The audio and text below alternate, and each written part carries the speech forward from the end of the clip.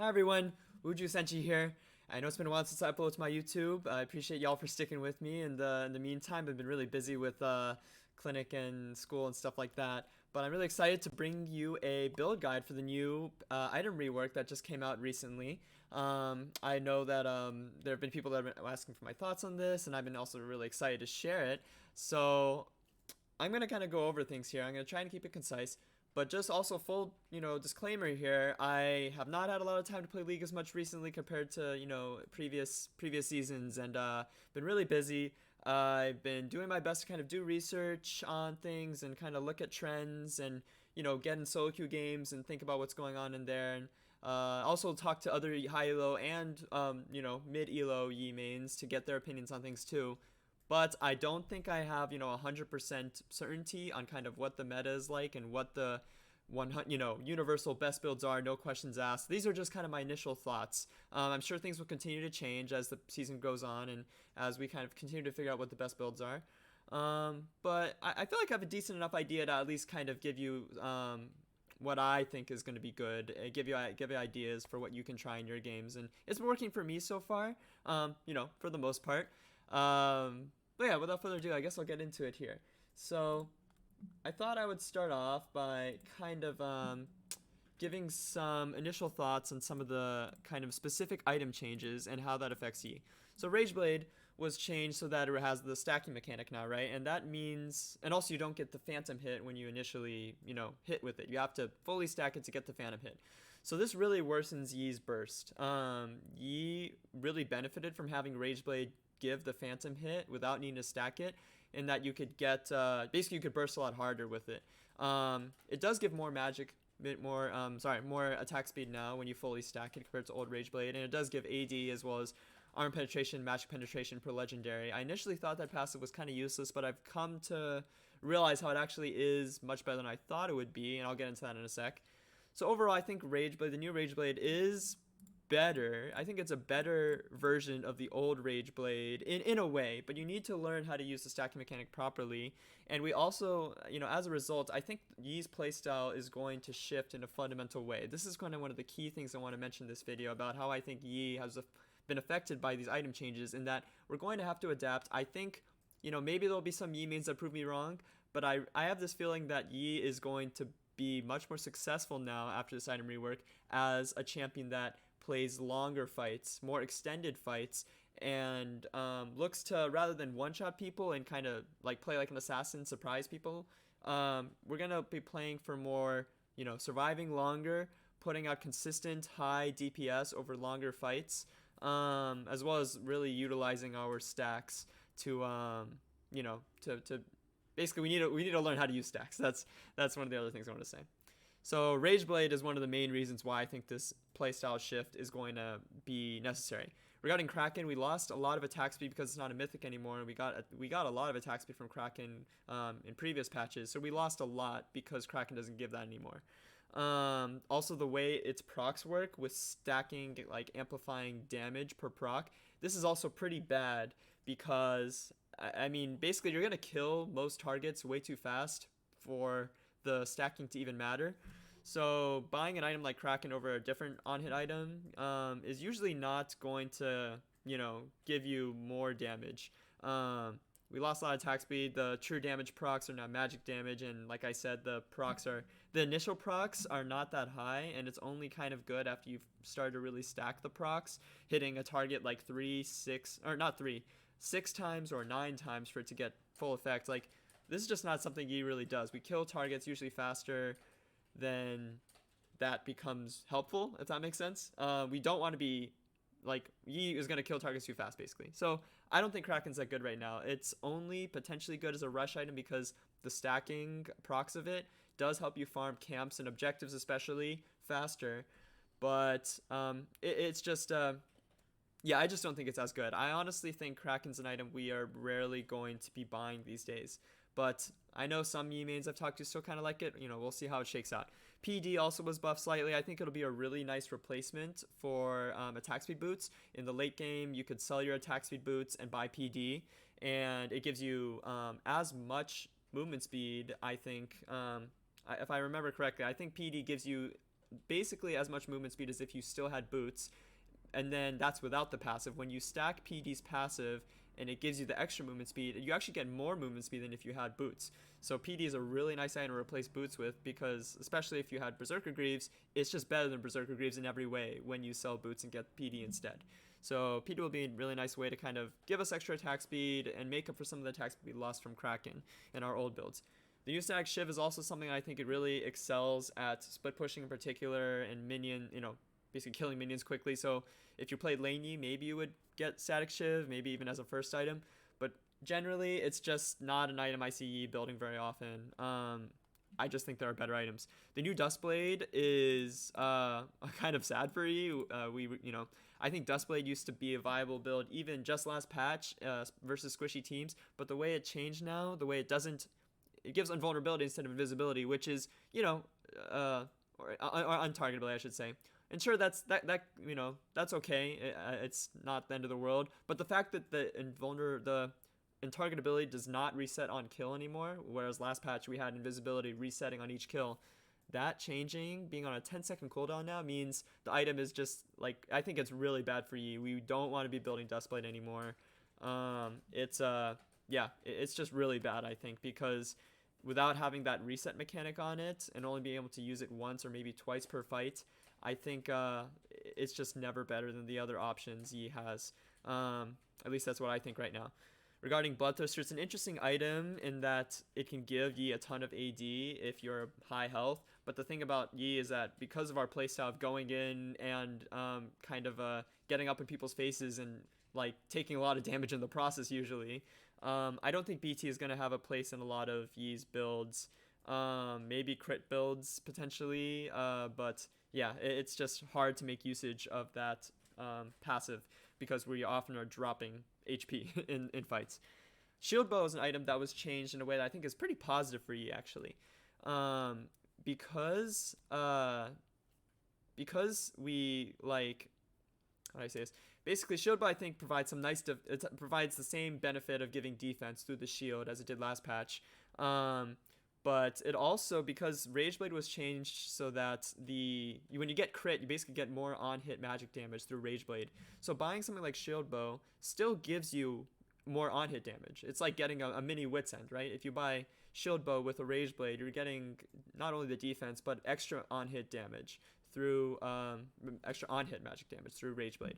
So it's pretty nice in that regard, and I think it also helps Yi stay alive for longer and allows him to play this more extended teamfight playstyle. Like I was saying, I think that's really what I feel like that's the direction we're heading towards now with the Yi builds, and Shield Bow kind of benefits him in that regard. And instead of Kraken, I feel like we would buy Shield Bow in most cases instead of Kraken, because Shield Bow is giving us this survivability, and we don't need Kraken's amplifying damage meant to kill 10k HP tanks. We don't need that more than we need something like Shield Bow, in my opinion. IE was changed so that now we don't need a certain amount of crit chance to unlock the IE passive. You can rush IE as a first item, and that could allow us to see the comeback of certain crit builds where we rushed IE in the past. I'm thinking back to the days where the silence build of I'll get into that in the next page here. Those builds were, something we would do in the past, some Yi mains. I did it back then. I really enjoyed it. It could come back. We'll see. So overall, just some brief notes here I wrote on this cell here of the spreadsheet about how this build, Krakenborg, Rageblade, Wits, GA, that was the build most Yi mains were going last patch. How that changes from last patch to now is we lost 55% attack speed. That's a lot of attack speed we lost. And if you fully stack Rageblade this patch, you'll still have lost 23% attack speed. So, yeah, a lot of attack speed loss. We gained 5 AD, but we lost 20 on-hit damage. And also, everything is more expensive. The cost is increased by 200. So, all things considered, this is, I think, overall a nerf to Yi if we build the exact same way. I think if we adapt our playstyle and, basically... if we adapt and don't play the exact same way as we did last patch, I think this patch could be something that I think good Yi players can benefit from these changes and catch people off guard with, if they use proper use of stacking and if they, itemize correctly and things like that. But definitely for most Yi players and especially mid and low tier, low elo Yi mains, this is overall these changes are a nerf. So without further ado, let me get into the builds here. So I think the best builds for Yi right now, that I think these are the builds you can pretty much run every single game. It's never bad, and it's probably the builds I'll use the most for climbing unless I figure out a new build that's stronger. Are these Bork into Rageblade Rush builds? These were builds I was already, even before this item rework, like last patch, and for patches before that, I was rushing Bork and Rageblade. I wasn't going the usual Kraken Bork Rageblade build that a lot of other Yi mains like Cenarius and lots of other people were doing. I actually liked Bork and Rageblade way more. It got me from 300 LP to almost 800 LP over the matter of like a couple weeks. It was really good and I really like it. And this patch, I think it only got better. So I mean, for me, this is an easy decision. I'm going to keep going this build for my tryhard climbing. It's, I liked it better back then, and I think it's only better now with the new Rageblade. Like giving extra AD and extra attack speed. It's really nice. So I think this 2-item core of Bork into Rageblade and then Wit's third, it's very solid. It gives you nice defense and like dueling capability, and it just gives you like everything you'd want. It's really good. So I'd highly recommend this. And then after that, you go either Kraken or Shield Bow. As I was saying, I don't think Kraken is I just don't think it's that good of an item. So if you want to go a really full damage playstyle, like balls to the wall, you're trying to just have as much damage in your kit as possible to one-shot people as quickly as possible. Sure, Kraken will give you more damage as a 4th item than Shield Bow. And then, just go into GA, and then you could sell boots, like I was saying, for PD. But regarding Kraken, I think most of the time I would probably get Shield Bow instead, because I don't think I really, I don't know if the little bit of extra damage from getting Kraken 4th is going to benefit me as much as getting Shield Bow in most games. But plus the fact that I didn't mention this earlier, when Shield Bow pops its shield, you get 30% extra attack speed, which I think is honestly pretty nice in those kind of clutch situations where it's coming down to you and your opponents being both really low HP. Shield Bow I think can be really nice for giving us some of that extra attack speed back when it really matters in those crucial game-defining fights. So Shield Bow is nice in that regard, and I just don't think Kraken's that good. That's the other thing. That's the main thing.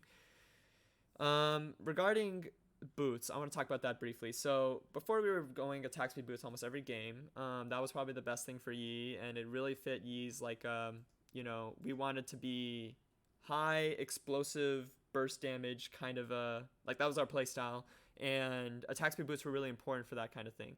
But now as we're shifting more towards, I think, more defense, more extended team fights, it's really difficult for us to burst as hard, but we can pump out lots of DPS in extended fights, when our stacks are up and we've got everything kind of fully going, I guess. I think in that, what this means is that I think we're going to buy attack speed boots less often. This patch, I think Mercs and Tabbies / Steel Caps are going to be generally better, because those are going to help us give us survivability, as well as utility versus the AD comp or the AP comp or CC comp, whatever. I think that's just generally more useful right now than the attack speed. And it's interesting I'm saying that, because we lost attack speed. You'd think, well, why do we want to take away even more attack speed from our build? But I feel like that kind of basically just feels like it makes sense given the direction that I've been talking about, of us heading towards more defense and more extended team fights. So when you have Tabby or Mercs, selling those for PD means you would lose that benefit of the tenacity or the auto attack damage reduction. So you might not always sell boost for PD in those situations. You might want to keep it if it's really valuable for that game. So I'm just posing this as an option. PD 6 item can replace attack speed boots especially, but you might not want to sell your Tabbies or Mercs for them. And actually in most games I'm probably not even going to get tier 2 boots. I'm probably going to be getting tier 1 boots, and sometimes maybe even no tier 1 boots, just so I can get my Bork and Rageblade faster. I think that's also what's going to be better for you this patch. And another thing I should say about this is that by not getting boots, we're gonna have lower movement speed, right? Well, to fit in lieu of this whole theme I'm talking about of longer extended team fights. I think Ghost also will kind of make a resurgence as a really strong summoner for Yi, compared to Flash. Flash, I think before was something that was it really fit Yi's playstyle of what like he wanted to be someone who could flash in and one shot someone early, mid, or late game, with a lot of items and have that explosive playstyle. And I think that's just harder for Yi to do now. So taking Flash doesn't make as much sense to me. I feel like taking Ghost, which gives you increased combat potential over a longer period of time, and it's much less focused on kind of explosive, like catching people off guard, sudden kind of gameplay. I feel like Ghost just fits more with what Yi is going to be more about now.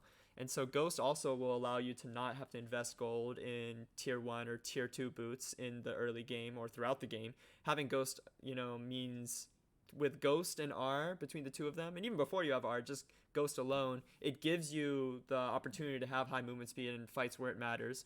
So Ghost also, I think, helps to kind of address the boots issue. And it all just kind of fits together with this extended like fighting playstyle. So those are the two builds. Basically one build. You replace Kraken or Shield Bow, whichever one you want that game. But it's basically one build. That's the one build I think is really good right now. That is the climbing build. That's the one you should basically go every game if you just care about LP. Other builds that I think have potential, I really have not tested most of these. Most of these builds I have not tested basically at all, just because I haven't had the time, or I've just like heard about them from other people, or maybe I tested them a little bit by myself. I don't know how strong they are, but I do think they have potential. So, getting into those, the first one is this Kraken Rush build. When I did initial testing, I did before the patch actually hit, was that Kraken and Rageblade, when I was testing on I think it was in practice tool on PvE, Kraken and Rageblade together actually I think does more DPS than Bork and Rageblade together. And that's because the way Kraken and Rageblade now both have like AD and AP involved, and they both kind of help each other with that. And I think Rageblade also, I could be wrong here, but I had heard that Rageblade also amplifies the procs of Kraken. Don't quote me on that, but I had heard that from somewhere. So basically, the two items have just incredible synergy with each other. And so if you get these two items together, it's actually a stronger two-item spike than Bork and Rageblade.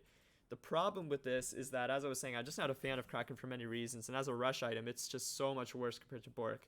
So, I don't know. I feel like rushing this item could be, if you're really sure you're not going to fight anyone before your second item, you could rush Kraken and just farm objectives and camps all day long, and then when you get Rageblade, you become a raid boss.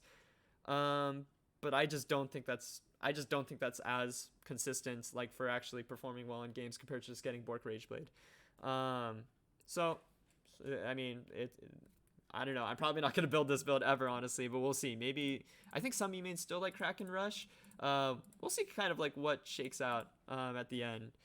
But yeah, honestly not my favorite. The other build is a tank build. I was really, like, I've been a fan of tanky builds for a long time.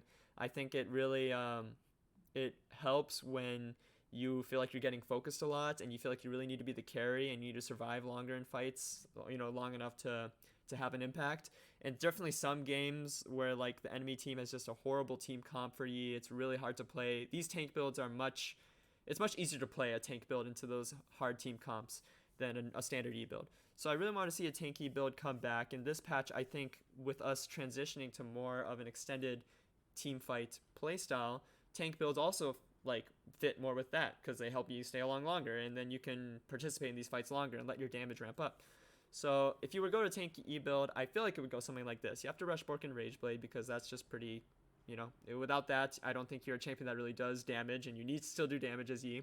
So you need to rush these two items, and I believe. And then after that, you can get into more of your tanky items, which would be, I think Titanic Hydra third would be what I imagine would make the most sense because it gives you a nice chunk of, I think, 500 HP, so it's a good amount of defense.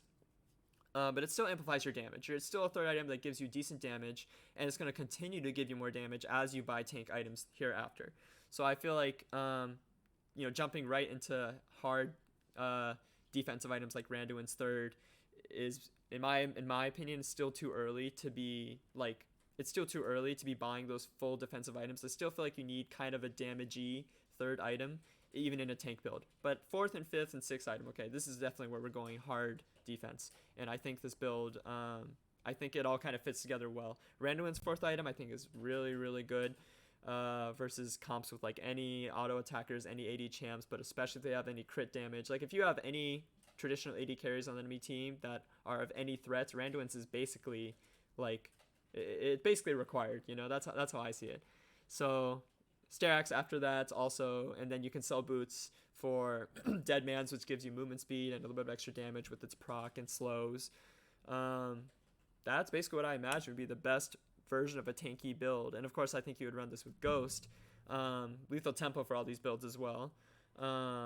We're basically not going to take Rageblades ever, just in case you all were wondering. This is what I think would be a good tanky build. You could switch some of these items for something like a Spirit Visage, which amplifies not only your healing, but also your shields from Sterax, while giving you a lot of magic resist as well. You can maybe even get something like Force of Nature. I'm not a huge fan of that item after the rework, but maybe you could. You could get a Gargoyles as well if they're very heavy. Enemy team is very heavy burst. But yeah, again, just a hypothetical build. I haven't tested this build very much. It's really just on paper. I haven't played a tanky build once on the patch on live, the new patch.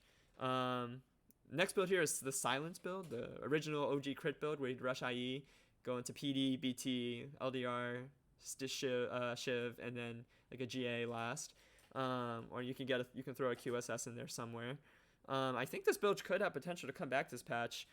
But it's mainly for nostalgic purposes, honestly. I don't feel like it's gonna be able to compete with these other on-hit builds, the Borkin, Rageblade, and Wits Rush items those builds that I was talking about at the beginning. I think those are gonna be better. Another version of this crit build is where you rush either Collector or Stormrazor. This is something I saw Scenarius do recently, and I've thought about it myself as well, and I feel like it makes sense. The way they changed Stormrazor, as well as the way they buffed Collector to give it like 6 extra lethality without changing anything else about it. It's just a raw buff like that.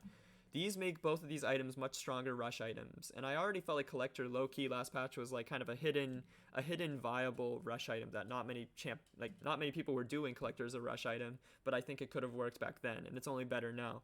So with this build, you would go either Collector or Stormrazor into IE second, and then your third item would be whatever you didn't get first. So it would either be Collector or Stormrazor. So you have these three items as your core, and you one-shot people really, really hard with this build. It's important to note that with Stormrazor, because it's basically like it's like a single proc damage item, kind of like a Sheen. You want to avoid using your Q while you have the Stormrazor proc ready, because if you use your Q and the proc is ready, you're going to waste the proc for like 25% damage or something, maybe 17%. I can't remember, but much reduced damage if you use your Q while the proc is ready. So you usually want to start off with an auto in these in fights and then Q if you can. So you have to play around that with these kind of builds, and then you just go LDR, GA, PD. Again, selling your boots for PD late game potentially. And with these crit builds, you probably do want to go like what I was saying before about the extended team fight playstyles. With crit builds, that's not how it works, right? If you're building crit, you are like, the point is to do explosive burst damage. Like that's true no matter what meta we're in, right? So with these crit playstyles, you're gonna want to take Flash, not Ghost. That's like pretty much no exceptions, as well as going attack speed boost, because you need that attack speed to burst people. I think these are really important for these kind of builds. And also Lethal Tempo is, I think with some of these crit builds, it can be like, it's probably better, but if the enemy team is decently squishy enough, then I think the crit builds will probably be better with Rageblades, just again because it's all about that upfront burst. And if you really need to make sure you one-shot someone really fast, then Rageblades definitely does that better. And if you're sure that one-shotting one person more quickly is going to make sure you win the fight rather than having Lethal Tempo, sustained attack speed over the course of a fight, if that's what you are sure you need to do to win, then Rageblades is the way to go.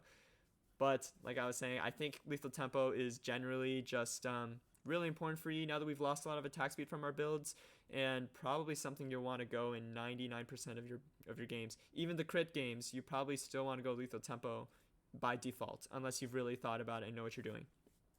The last build I'll talk about here, oh, one thing I forgot to mention, okay, regarding this crit build, so some people really like Navori. I'm personally not, I'll be honest, I'm not super excited by Navori. I feel like IE is going to be what I would build more with these crit variations, but you could potentially switch out IE for Navori, and the build would probably be the exact same.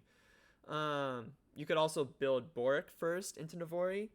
I think those are all, different variations of Navori that could work. Honestly, I haven't thought a lot about Navori because it's not something I just don't think it's going to be that good. It's not something I'm a big fan of. It's kind of complicated to explain why, but you could basically switch out this IE here with Navori in this one-shot crit build.